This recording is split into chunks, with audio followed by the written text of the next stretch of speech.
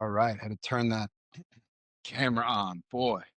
Um, okay, so Carl Jung says, and I have this back over here. I don't know if you can read it, but you will find what you need most where you least want to look. Carl Jung, you will find what you need most where you least want to look. And when I was in rehab, I came to grips, I heard that quote, and it's true, it's fundamentally true. It's like, and it's hard because, and this is one of the toughest things about trauma, and whether it be, severe trauma, or we have a tyrannical boss, that's trauma for us. I mean, trauma is individually defined. And but what it is looking at what we don't want to look at. Okay, so how do we go about this? Well, first of all, we start small. And I can remember when I was in rehab, I had a psychologist ask me what my definition of failure was. And, uh, you know, inpatient rehab is interesting because for me, it was the first time I had ever been able to be vulnerable. And I was surrounded by fellow brokenness. I mean, I drank like, I don't know how many handles of vodka and gin before I went into rehab. And I am going to reserve like the depth of that experience for different videos because it deserves its own focus. But when I was in rehab, I was asked by a psychologist to write down and share amongst the fellow brokenness group what failure meant to me. And I was wrong because my description was something like, well, if I don't come in first, I might as well not even show up. And it was win at all costs. It was all results oriented.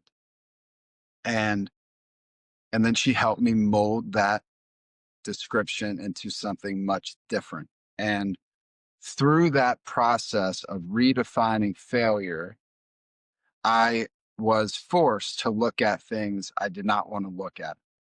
Us human beings, you, me, all of us, the vast majority of us are very good at having an experience. The experience doesn't go well, and we put it in the rug or put it in the car put it in the closet or sweep it under the rug, and therefore it doesn't exist. Well, I've learned also through Jordan Peterson that we cannot, and he does a better job of describing this than I do, but basically it's this: we cannot bend the fabric of reality without it snapping back on us at some point in time. And when we continue to bend the fabric of reality and concurrently not deal with things that we know we need to deal with, it will chase us down, it will haunt us, and our life as we know it will be redefined into something that we do not want.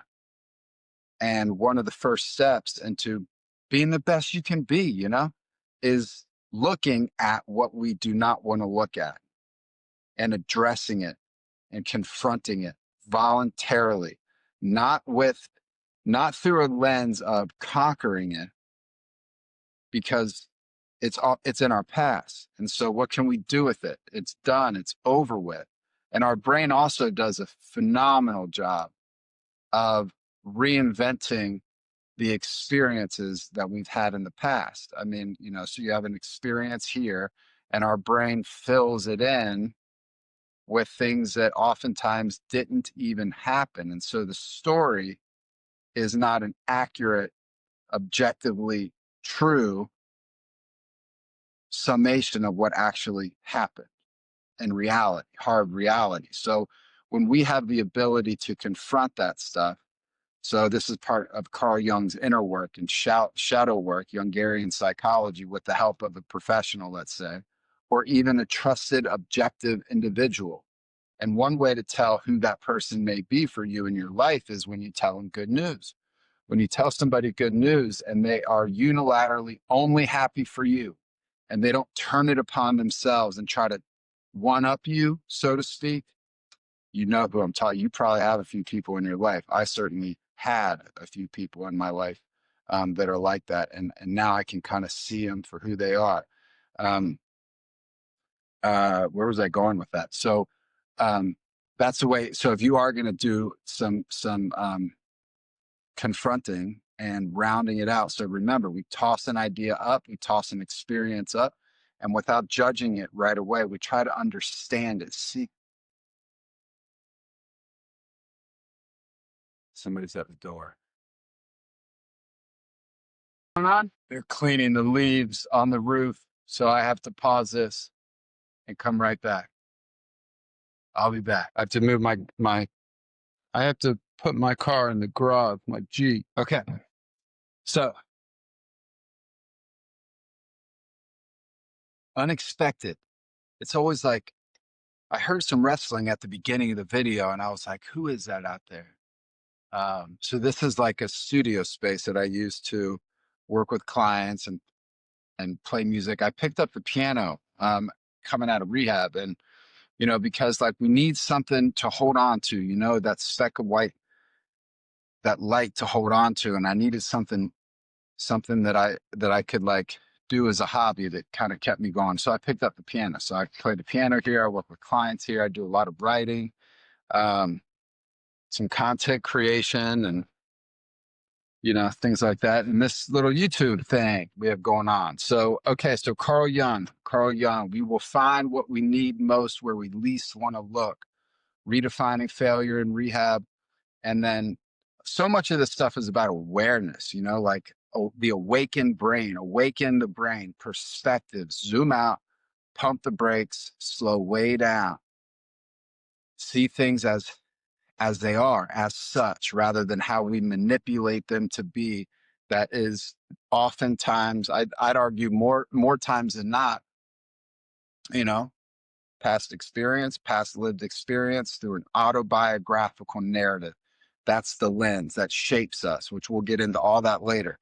Um, Childhood and the brain as it develops, and how and when our peers, our teachers, our coaches, our relationships mold us more than our parents do once we touch like 12, 13 years old, roughly speaking. So that all being said, okay, so here's how I started doing this. Okay, I'll share with you. So um, any experience, okay, so let's set the tone for a minute, maybe, for this inner work and looking at what it is that we need to look at, because once we remove emotion from the thing we call trauma or bad experiences or negativity in our life, people, places, and things, um, it turns into wisdom. Turns into wisdom. We're no longer the victim. We can start moving forward through the world and with confidence, shoulders back, eyes up. And yeah, it's the most freeing, it's the most freeing work I've ever done, because we are so profoundly influenced by what other people think, and we want to be liked.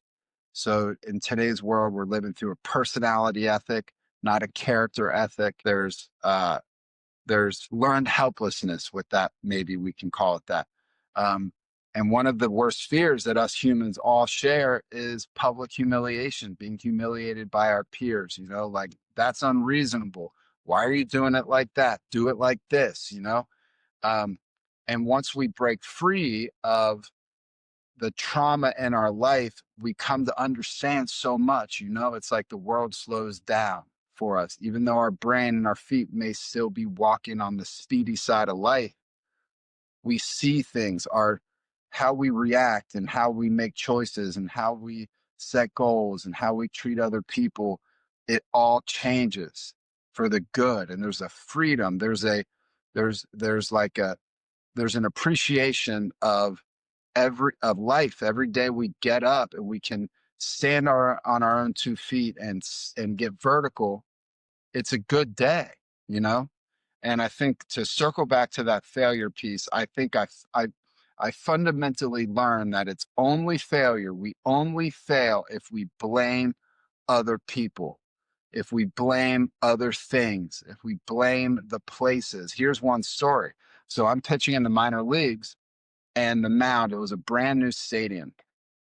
And I was the opening day starter. I threw out the first pitch of this new stadium in the minor leagues, and the mound was just, it wasn't built properly. It was terrible.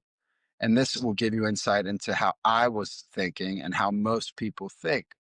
I would argue is that I was complaining about the mound, why I'm getting hit around, why I'm giving up runs and giving up and walking people. Um, and my coach came over to me and he's like, Eric, let me tell you something, man. The other pitcher's on the same mound. The other pitcher's on the same mound. And yes, that mound might not be any good. It might be a like a like an eighth grade type field with a mound on it. It's garbage. It's not for professional athletes, but it's what you're dealt with. The other team and the other pitcher, they're on the same field and the other pitcher's on the same mound. So deal with it. So that was a victim, that was a blaming mentality. That would be failure right there. Like I lost the game before I even stepped up on the field almost because the mound was no good. And that was boohoo me, not realizing like, well, the other guy's got to deal with the same thing. So let's go. And so we learn these things. Okay, so when we stare at what we don't want to stare at, it turns into wisdom once we break free and make sense of it. Okay, here's how I did this. Anything in my life, like I found keeping one of these little journals. I just buy these cheap little, you can do this in your phone, what have you, however you see it best. I will say this, when we do writing, when we write old school, it's intentional thinking. It activates the prefrontal cortex. It's slow, it's methodical, and we have to pay attention to each word that we're saying. And I personally have a rule of when I'm writing, I do not erase. I may cross out and put like a longer word in, a more meaningful, higher level word, but I will not erase and rewrite the story. So there's a stream of consciousness to it. Okay, that being said, we choose to pay attention to what it is that we're thinking about, right? So we think about what we think about. So we're bringing the unconscious conscious. And to stay on Carl Jung, he says, until we make the unconscious conscious, it will steer our life and we will call it fate. And the person who lives with an unawakened brain for the vast majority of their life, if not all of their life, is the person who at 68, 69, 70 years old is on what we could say is their deathbed. And they about face and look back at their life and they say, one, boy, this went fast. And two, what was my life even for? What did I even accomplish? What's my legacy? I had no idea. I should have gone on those vacations. I should have, that one idea I had when I was 25. I should have seen what that was about. That's curiosity. So these are limiting, self-imposed limiting belief systems that prevent us from accomplishing great things and doing great things.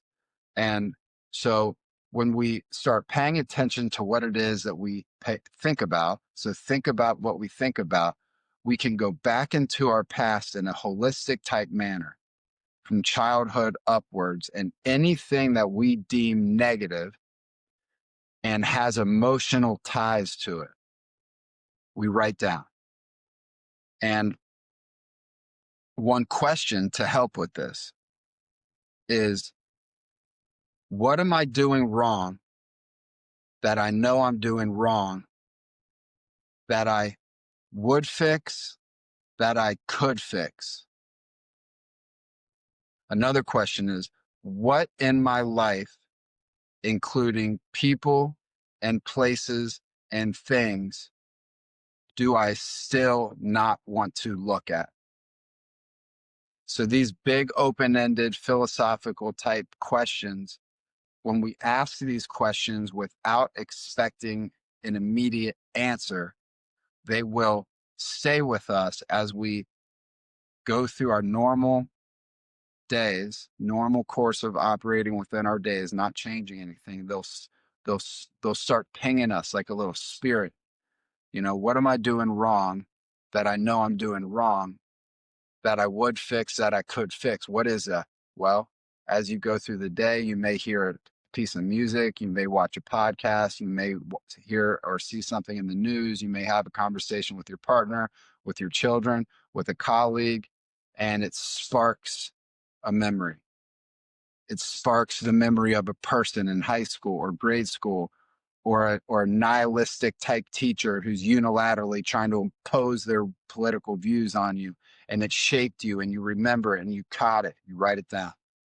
You write it down, and you're collecting data, and then you choose one by one, as slow and as small as possible, to write about it.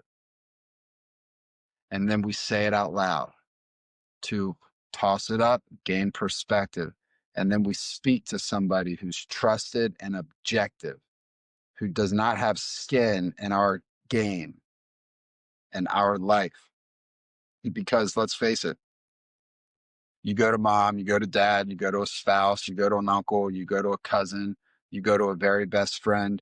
They know you so well that they cannot help but try to see it through their lens and say, well, you shouldn't have done it this way. You should have done it this way. And that thing wouldn't have even happened. And it's like, I don't need to hear that.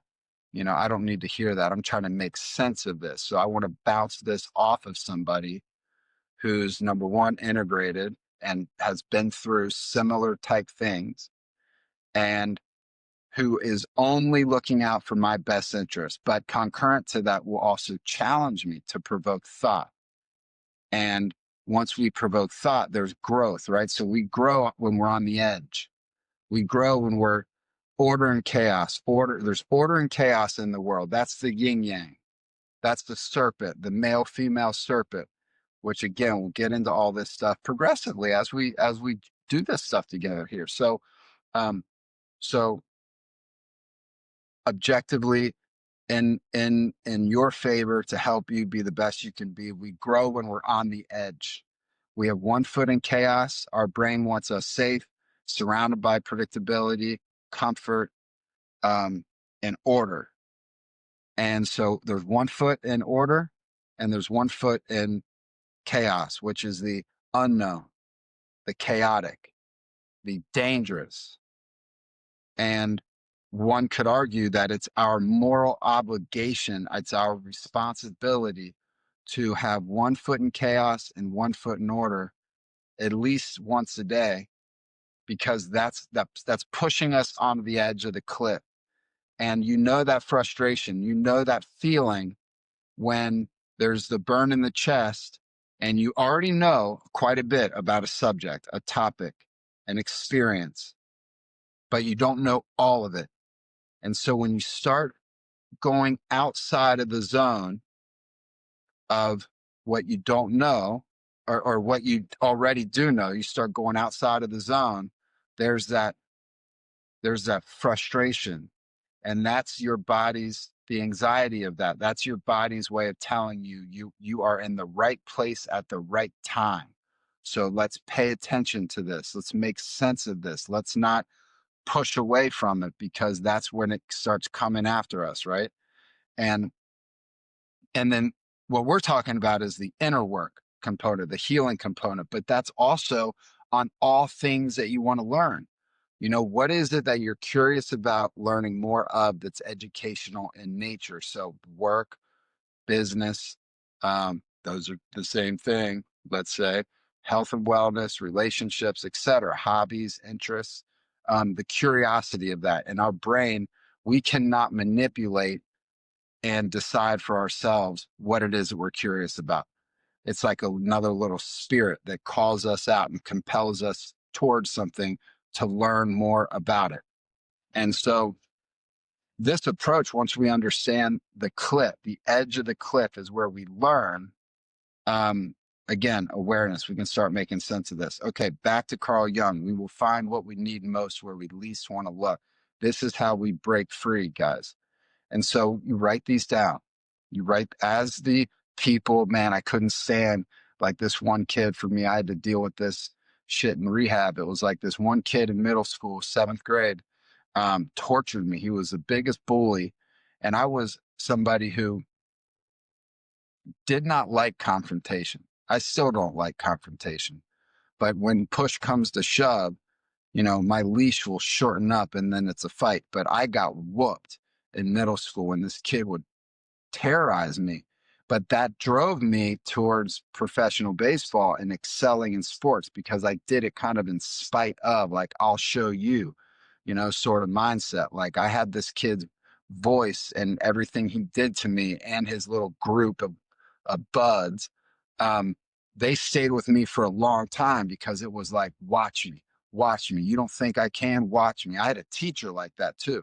And now I'm in rehab and I had to break free of all that. And it turns into wisdom, right? And so I wrote it down. I exercised it how I currently remembered it.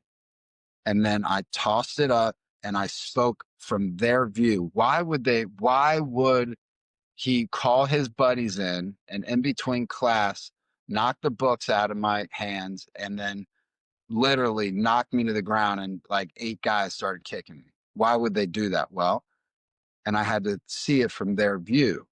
And why were the teachers and why weren't the principal, like, why did nobody get into trouble for that? Why did I just pick my bags up and go to my Spanish class crying? And only one student, Ashley Johnson, came out and sat with me and hung out in the hallway while I dried my own tears and like had to just carry on with life. Like those moments stay with us as human beings as we grow and mature. Um, and that was one of many examples where once I understood it, it removed the um, resentment and feelings of contempt and the I'll prove to you I'm worth it, that I'm good at baseball, basketball, football. Um, and then it turns into wisdom because we gain perspective. Now that may be a bad example, but nonetheless, I think you kind of get where I'm coming from. It's like the more we do that, stare at what it is that we don't want to stare at. Once we do that and break free of the emotion, it turns into wisdom. Okay. So, yeah, that's all I've got for right now. If you have any comments, if you want me to tap and touch on any specific topic, let me know, drop them in the comments and I'll address it. Like, follow, subscribe, come back for more intrinsic lifestyle design. See ya.